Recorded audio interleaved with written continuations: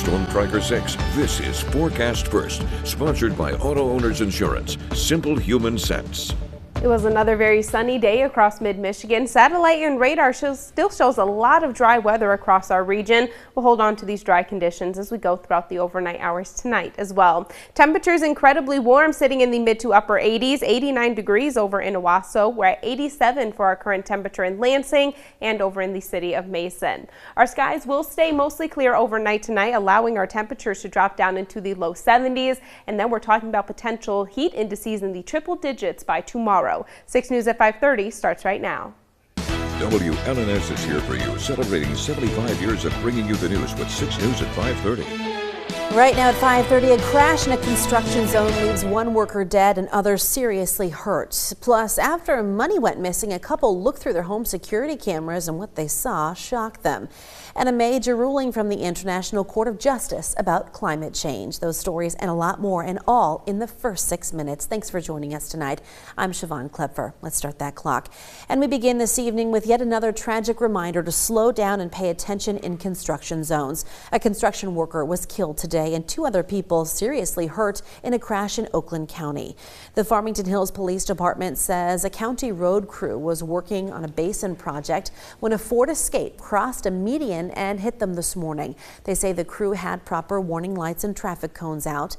The injured workers, they have very serious injuries according to officials, and the driver responsible for the crash was also taken to a hospital. Tonight, police are still working to figure out exactly why the vehicle left the road in the first place. In this update, the National Transportation Safety Board has taken control of the investigation into a deadly plane crash in Kent County that killed 2 men from northern Michigan. It happened on Monday. Officials say the plane left Alpena and made a stop in Oscoda before crashing into a storage facility near Lowell. A preliminary report should be available in a month, but a full report could take up to 1 to 2 years. A small plane crashed in Oakland County's Lyon Township this morning. 3 people were on board the plane, but officials say nobody was hurt in this crash. The plane clipped treetops as it flew near the Oakland Southwest Airport. The crash is still under investigation. In Detroit, PepsiCo announced today that some of its operations at the facility there will shut down, but it is not yet known if there will be layoffs. In a statement, the company said manufacturing, transport, and maintenance operations are being closed, but delivery, sales, warehouse, and other operations will continue. On the shores of Lake Michigan, lifeguards have been busy this week rescuing swimmers caught in strong currents and other possible deadly situations. In New Buffalo, they say there were 16 rescues on Sunday and Monday alone. Lake Michigan has its own currents and own weather cycles, just like oceans do, and a lot of people are unaware of those things when they come to our beaches. And they want to remind swimmers to stay inside designated swim areas, and if it's a beach with lifeguards, to keep your ears open for their instructions and warnings. And in San Diego, an example of how rip currents can put swimmers in danger. Lifeguards there rescued a swimmer who was being pulled out to sea, which can be seen in this video released on Tuesday. Officials say they were able to reach the swimmer just as his strength was giving out. Rip currents are not just in the ocean. Swimmers here in the Great Lakes state, they need to be aware of them as well. Well, back here in Michigan, a former youth soccer coach now faces up to life in prison when he's sentenced. On Tuesday, a jury in Lenawee County convicted Andrew Ollenhausen of several counts of criminal sexual conduct. The Attorney General's office says the charges stem from a sexual relationship with an 11-year-old soccer player that lasted until the victim was 16. Well, take a look at this creepy video. It shows the moment a burglar in Spain went into someone's home last month and spied on the couple there while they were sleeping in their bed. They woke up to find money missing and then checked their security camera, and that's when they saw what happened. Spanish media reports the couple does not know who the thief could be, and no arrests have been made.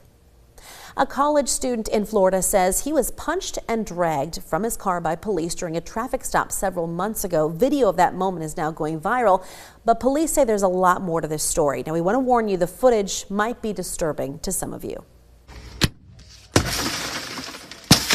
Exit the vehicle now! Exit the vehicle! Well, the video also shows William McNeil asking to speak to a supervisor before officers broke his window and forcibly removed him from the vehicle. Police say McNeil was not listening to officers' commands and was reaching to the floorboard of the vehicle where a large knife was sitting. Civil rights lawyer Ben Crump criticized the officers for escalating violence and called for accountability. That day, I just really wanted to know, why I was getting pulled over and why I needed to step out the car when I know I didn't do nothing wrong. McNeil had his door open at first, but then closed it and locked it before the officers broke the window. The sheriff says the state attorney general's office cleared the officers of any criminal wrongdoing. Staying with arrests, 29-year-old Fernando Ramirez in Los Angeles is charged with 37 counts of attempted murder, accused of driving a car into a crowd of people outside of a nightclub on Saturday. Injuries ranged from minor to serious fractures and lacerations. Someone shot the suspected driver, who was then taken to a hospital before being charged. The suspected shooter has not been identified. A mystery in Massachusetts tonight. Officials say 8 children at a church concert had seizure-like symptoms and were all taken to hospitals last night. Emergency crews were called after one child showed symptoms. A hazmat team came. They inspected the church and found no hazardous conditions. The doctor who gave actor Matthew Perry ketamine in the month before the Friends star overdosed pleaded guilty in court today. Dr. Salvador Plasencia pleaded guilty to 4 counts of distribution of ketamine. Prosecutors say the doctor did not sell Perry the dose that killed him, though, in 2023.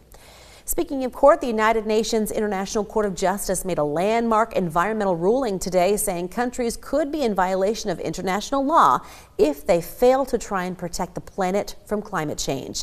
That paves the way for nations to take each other to court. The ICJ declared a clean, healthy, and sustainable environment is a human right. A Danish artist isn't letting your waste go to waste, bringing some of his creations to Northern California. Check this out.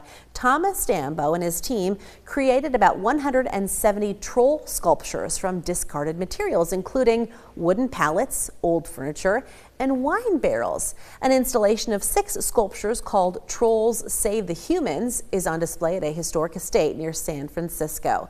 Dambo's trolls each have their own personality and story and stand up to 40 feet.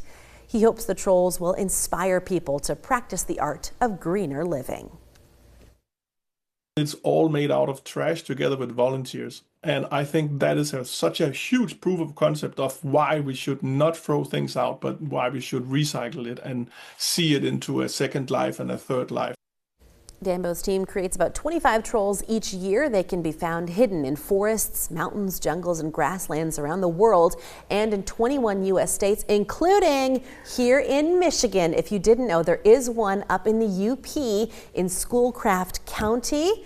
Really cool. I've seen pictures. I have yet to go, but his name is Benny the Beard Fisher. He's got a really long beard that looks like he's trying to, catch some fish with it. So they're neat. They're really cool. I know. I want to see Benny in person now. Yeah. I think it costs a little bit of money to go see him, but you can get your picture taken, and yeah. And I love that it's recycled too. It's kind of fun. Yeah, it's true what they say. One man's trash is another man's treasure. Absolutely. Well, the forecast. Yeah. Not going to be the best. Weather aware day for tomorrow with some potentially dangerous heat on the way. Even when we cool things down, that humidity is going to stick around, Siobhan.